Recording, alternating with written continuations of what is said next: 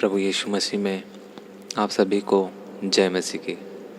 मेरे प्रियो, अक्सर आपने अपने आसपास के लोगों में देखा होगा कि बहुत सारे लोग झूठे देवी देवताओं से मन्नतें मांगते हैं और उनकी मन्नतें पूरी भी हो जाती हैं। हम देखते हैं हमारे आसपास लोगों में, जैसे कोई नौकरी की मन्नत मांगता है तो उसकी नौकरी लग जाती है।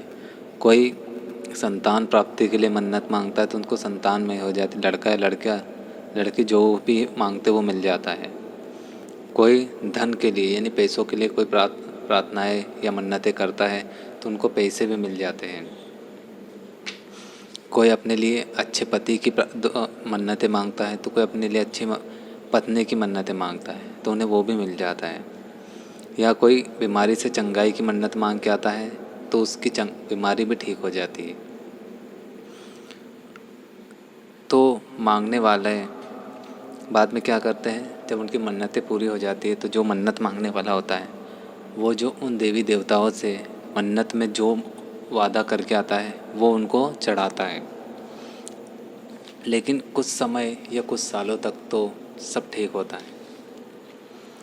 फिर वो जो जिन देवी देवताओं के से मन्नत मांग के आए थे वो देवी देवता इनके घर में वास हो जाते हैं और ये लोग मन्नत पूरी होने की वजह से उसकी पूजा पाठ भी शुरू कर देते हैं। हम जैसे देखते हैं तो क्या होता है, जब इसके बाद ही इन चीज़ों को जो झूठे देवी देवता बोलते हैं, जिन्हें हम बाइबल के अंदर क्या बोलते हैं, शैतानी दुष्ट आत्माएं, इनका खेल अब शुरू होता है। अब ऐसा करके जो इंसान होता है वो इन दुष्ट आत्माओं यानी फर्जी देवी देवताओं को अपने घर में रहने का पूरा अधिकार यानी लीगल राइट्स दे चुका होता है। उसके पश्चात जो उस देवी देवता से अर्थात शैतानी दुष्ट आत्माओं से ये दुआएं करके मन्नतें मांगी थी, जब ये इनके घर में रहने लग जाती है तो यही दुष्ट आत्माएं अपने आपके घर या जो भी प्रार्थनाएं या मन्नतें करके इन्हें लाता है, दूसरी दुष्ट आत्माओं को भी उनके घर में बुलाना शुरू कर देती है। क्योंकि परमेश्वर का वचन हमें साफ साफ कहता है कि जिस घर में परमेश्वर का वास नहीं होता या परमेश्वर का आत्मा नहीं होता, वहाँ पर शैतान की दुष्ट आत्माओं का वास होना शुरू हो जाता है। और फिर ये दुष्ट आत्माएं धीरे धीरे उस परिवार का नाश करना शुरू कर देती है। जैसे उस घर के लोग फिर बीमार होना शुरू हो जाते हैं। बीमारी ऐसी कि बार बार इलाज करवाने पर भी ठीक नहीं होती और जब ट्रीटमेंट किया जाता है तो पता चलता है कि कोई बीमारी ही नहीं है। उस घर के बच्चे माता पिता की आज्ञाओं को उल्लंघन करते हैं, दारू गांजा इन प्रकार की चीज़ों में पड़ जाते हैं और माता पिता की बातों को नहीं मानते। पैसा आता है लेकिन समाप्त हो जाता है बीमारियों में या अन्य खर्चों में, पता भी नहीं चलता कि पैसा कहाँ से है और घर में समाप्त होता है। घर में जब कोई इंसान अकेला होता है तो उन्हें अपने साथ किसी आदर्श शक्ति के होने का महसूस होता है।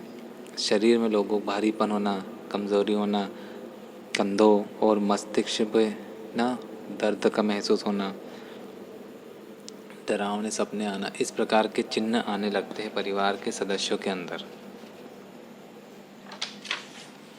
और कभी कभी ये दुष्ट आत्माएं उस परिवार के किसी भी सदस्य को दिखाई भी देने लगती है और आखिर में ये दुष्ट आत्माएं उस परिवार के किसी सदस्य या बहुत से सदस्यों के अंदर घुस जाती है और पोजेस कर लेती है और उन परिवार के सदस्यों में डिप्रेशन जैसी चीज़ें भी दिखाई देती है। और अंततः जब ये मामले बहुत जटिल परिस्थिति में पहुंच जाता है तो घर के सदस्यों की जान तक ले लेती है चीज़ें। इसलिए मेरे प्रिय भाई और बहनों, अपने जीवन में कभी भी किसी झूठे देवी देवताओं से अपने कार्य के लिए या अपनी समस्याओं के लिए कभी मन्नत नहीं मांगना चाहिए। क्योंकि एक बार अगर ये दुष्ट आत्माएं किसी के घर में, किसी के जीवन में या किसी के शरीर में प्रवेश कर जाती है तो यह उस व्यक्ति परिवार को पूरी तरह से बर्बाद कर देती है। क्योंकि इन आत्माओं का मुख्य उद्देश्य ही व्यक्ति को बर्बाद करके नरक में ले जाना है और परमेश्वर के विरोध में उपयोग करना। इन दुष्ट आत्माओं के मुख्य उद्देश्य यही है।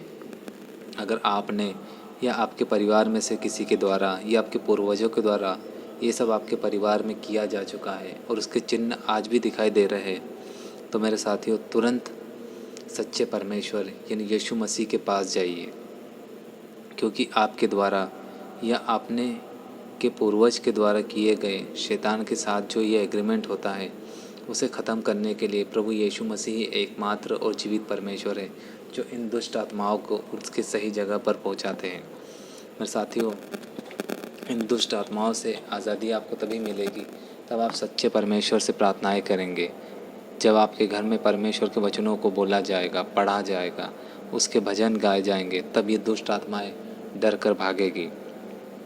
प्रभु यीशु मसीह जो सारी सृष्टि का स्वामी है, वह हर एक चीज़ जो इस सृष्टि में है वो उसके द्वारा बनाई गई है और वह उसके अधिकार के अंदर है। और ये दुष्ट आत्माएं भी प्रभु यीशु मसीह के नाम से कांपती है। बस आप सब कुछ इन बुरे कार्यों को छोड़कर प्रभु यीशु मसीह के चरणों में खुद को समर्पित कर दीजिए और आप अपने परिवार के पापों के लिए क्षमा याचना कीजिए तथा पूरे परिवार को प्रभु यीशु मसीह के लहू से कवर कर दीजिए। परमेश्वर की आज्ञाओं का पालन कीजिए। आपके घर में स्तुति और आराधना के गीत गाइए, तो परमेश्वर आपको और आपके परिवार के सभी सदस्यों को सुरक्षित रखेगा। मेरे प्रियो, पर इन दुष्ट आत्माओं से एग्रीमेंट करना मतलब बहुत बड़ा पाप हो जाता है, फिर ये चीज़ें छोड़ती नहीं है मेरे प्रियो।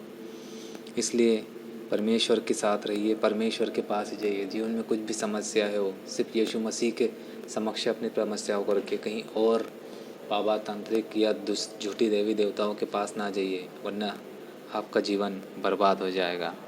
प्रभु यीशु मसीह ही आपको सब कुछ देने वाला और मुहैया करवाने वाला है। आप सभी को जय मसीह की।